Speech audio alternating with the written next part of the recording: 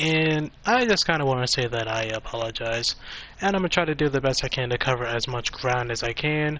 So, of course, let us begin on with the video. So, today, not really today, but I've been trying to get this video up for like a couple weeks now, but I can't really.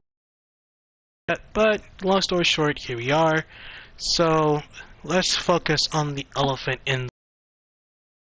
So, basically, despite the small little channel, just happen to even tell you what the hell is going on with the other channels. Now, I'm going to probably tell you this right front and center that I'm just putting out my opinion on this.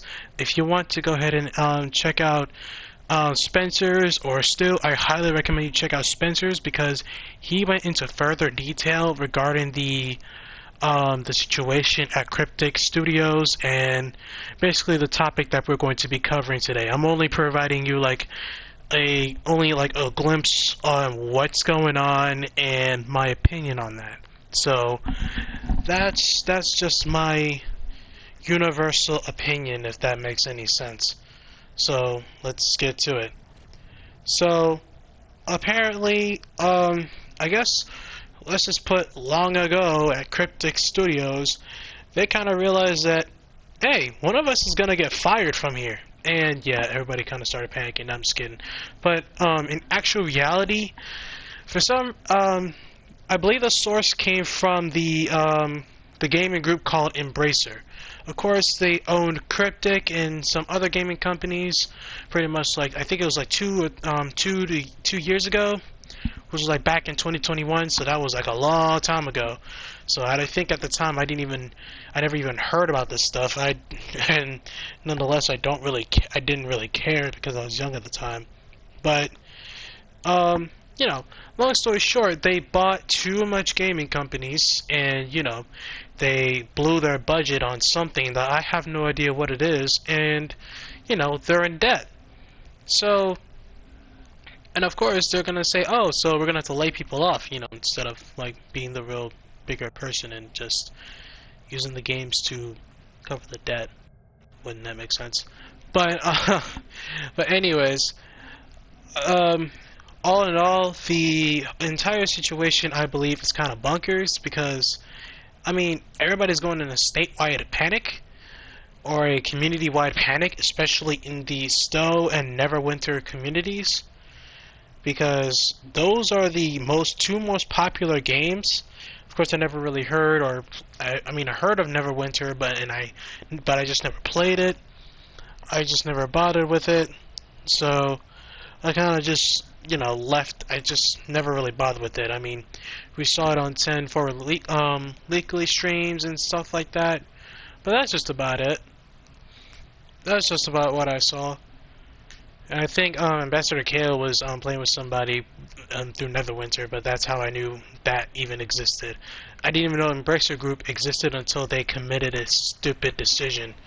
So yeah, long story short, Embracer did something stupid, and yeah, I guess some people are paying the price for it, some people are not paying the price for it. But yeah, long story short, yeah, they're in debt, and things are kind of a little bit hectic. But in my opinion, I don't think STO is going anywhere. Like for the sake of my own being, I feel like STO is not going anywhere. If it did, then yeah, we'll all have a right at Cryptic for it, because all the money and hard-earned stuff that we took to spend on this stuff that we could be spending on something else. Like I could be getting back up to speed in Star Trek Fleet Command if you think about it, but I kind of chose not to because I pretty much wanted to play this game for as long as possible. But other than that, in my opinion, I kind of left Star Trek Fleet Command because at the end of the day, I gave myself a choice: STO or Star Trek Fleet Command. I chose STO, but that's not the issue, or that's not really the topic or the elephant in the room.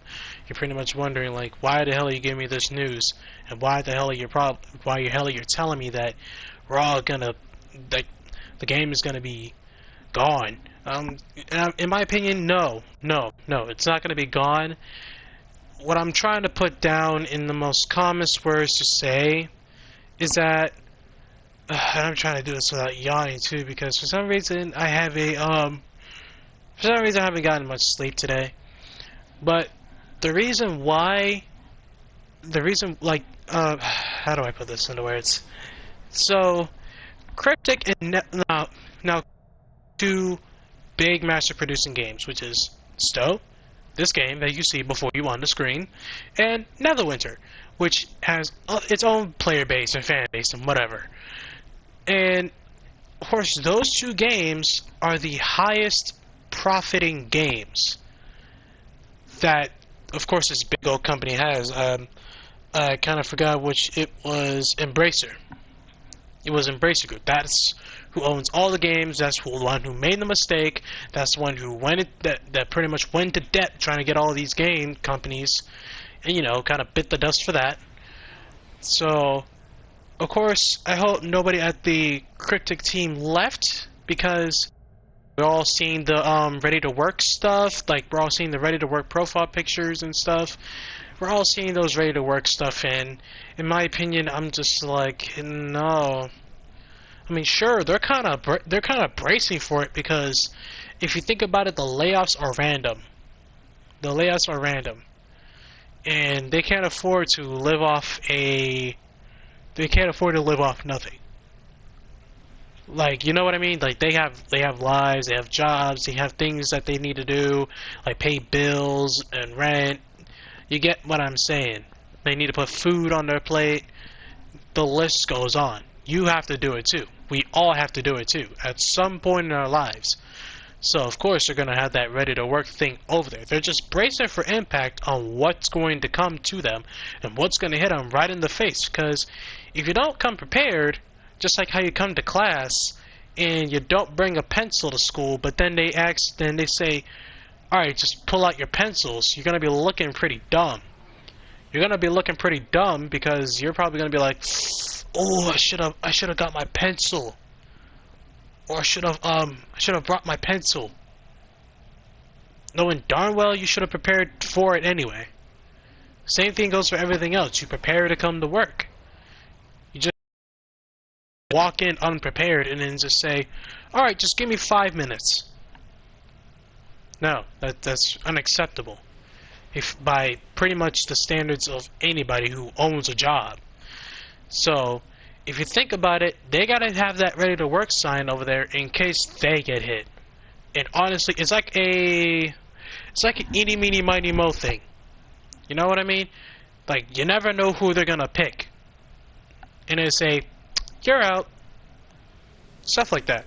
But I'm not trying to put I'm not trying to make no, like, rumors or anything and support the fact that, oh, they're gonna be gone. No. What I'm saying is that is highly impossible, because they need the team to make the stuff, they need the team to make the content, and if without the team to make the content, then how is STO gonna make money? Because if you leave it to, some idiots, they're gonna have, you're gonna see ships with, like, very shitty stats. And it's gonna be a very, extremely unbalanced game.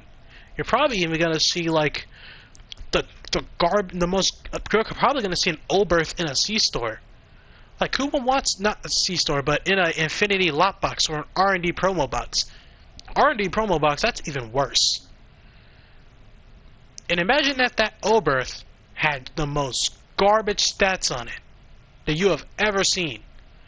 There are some ships with garbage stats, and I can probably name that the Excelsior is one of them, not the Excelsior 2 from Picard, but the OG Excelsior that STO released, like, long time ago in a galaxy far, far away.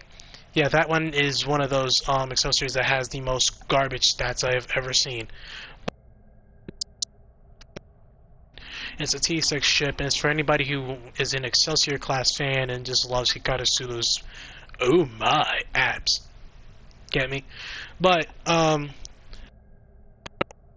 is that I don't think anyone they're going to target it. I don't think they're targeted at all. I mean, I get it. I get it, like, the situation is dire, and they need to pay off this debt, but they're not gonna pay off the debt just by, you know, letting go of people and basically just ruining their chance of actually getting money. If that makes any sense, because we're pouring money into this game every day. Like, we're pouring money into this game every single day. Every single day, there's like new tier 6 ships. Like, there's a bundle that just released for almost like 180 bucks. Bam! Look at that. I'm thinking about buying this bundle for the Avenger, because I won't lie to you, that thing looks clean. Okay, anyways. Anyways, back to what I was saying. Still, stuff like that, content, all those kinds of things, and we're probably getting like 3 stories per year, anyways. So that kind of makes me a little bit worried. It makes me worried regardless, because you know, I'm like the STO team is pretty small, but if you get my point in terms of the storyline. We used to get stuff so instantly, and I'm talking about story content wise. Like, do you know how long it'd take to finish the Terran story arc, or as I would call it in my own headcanon, the Terran War? All these missions. 1, 2, 3, 4, 5, 6. 6 episodes. In a year and a half. It took a year and a half. In here, we're probably going to have some kind of multiversal war. That's going to take another year and a half, depending on how big the story is. It only took like 6 episodes for this. And 1, 2, 3, 4, 5, 7. This took about a year and a half. What I'm trying to say is, we don't get stories like these anymore. So the Cryptic team, so the STO team is like, it's freaking small. It really is. And I'm gonna probably show you guys something else. This is the Star Trek Online development team. The Core Technologies, Cryptic Studios. So yeah, the list is kind of long in terms of Cryptic. But if you just if you just scroll all the way up, I know it's a long scroll. Just give it a moment. So at the Core Technology team, plus the Star Trek Online development team, all those people. Yeah, it's a lot of people. It's quite a few people, but I mean the list is small. Sure, Cryptic Studios is pretty big, and you know it's a pretty big company, gaming company. But this STO is the STO dev team. English. The STO dev team it's pretty small in that list. It's pretty small. I don't know how small the Netherwinter development team is, but I know how small the STO team is. Now, okay, so to wrap this up, because we're running out of time, in my conclusion of all of this entire mess, this is all based off rumor, because some dude found in LinkedIn, and they pretty much just said, we're all screwed. And they just show the proof. They don't even have any backup evidence to back this up. Because all they see is a ready to work sign, and they're like, what's going on here? They're leaving. And in my opinion, I don't want to be offensive of this at all, but it's going to be offensive to most of you people. Because I know 90% of this community is nothing but old folks. And these old folks don't know how to get their information together. Because they don't know what information to get together about. Like, I've seen people do some stupid things. And in this game, I've seen people do a lot of stupid things. Like, for example, some dude in a level 65 whatever, they achieve level 65 and they're traveling a light cruiser. There's nothing wrong with being in a light cruiser, but you're doing advanced TFOs with it. That's stupid. in my opinion. I mean, sure, it's Barbie and stuff, but I'm talking about like a light Miranda cruiser. We have, I think, like a ton of C-Store Mirandas. The Bozeman being one of the popular ones. I own the Bozeman. If I can find it here. There it is. The Bozeman is right here. It is a Miranda variant. And I have the evidence to prove that. There you go. This is a Miranda variant. The shuttle bay doors, the pod, the torpedo pods, the sensor suites, everything. I kind of want that Terran library version of it, but you know, I'm gonna have to get that first strike bundle. Yeah, not the first strike bundle, but the first responders bundle. Yeah, I don't get that kind of money. Sorry. But you get my drift. There's also the T6 Advanced Light Cruiser. But Bozeman is heavily recommended due to the universal seating on the ship, which means that's a lot of flexibility for your choice. Literally. So, as I said, the reason why, the whole point of that is that it's all based off rumor, that people get this stuff wrong, or that people just like to panic or stuff like that, and they're thinking that they're actually leaving. Ambassador Kale said it on Twitter himself that, you know, that they're not going to be leaving anytime soon, and he's not laid off yet. So, of course, we're kind of like bracing for impact for that, but in my opinion, it's just highly illogical, as a Vulcan would say. It is very much illogical. I do not believe that's going to happen. I don't believe that's ever going to happen, and if it does, then yeah, you're gonna see me at Cryptic Studios with a pitchfork and a torch. But all in all, I just don't believe that that stuff is going to happen, because in my opinion, like, look at the progress that we made. Look how much chips we have produced. Look how much stuff we sell. Like, I just opened $200 worth of Infinity Lockbox.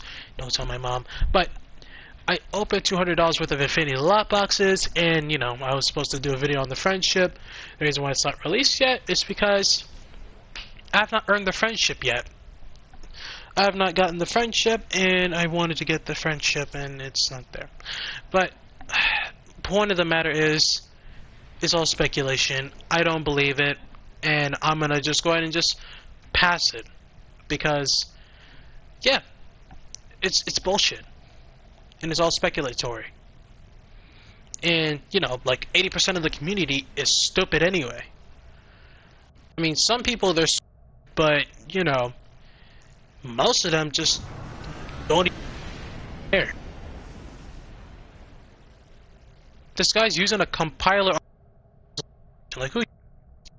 But yeah, it's about time for us to go. So I'm gonna pretty much say off with about it. Just leave it alone about speculation, and it's just a rumor. So once again, Emperor, long live the Empire, and I will see you guys on the next one. I hope you all have a great day.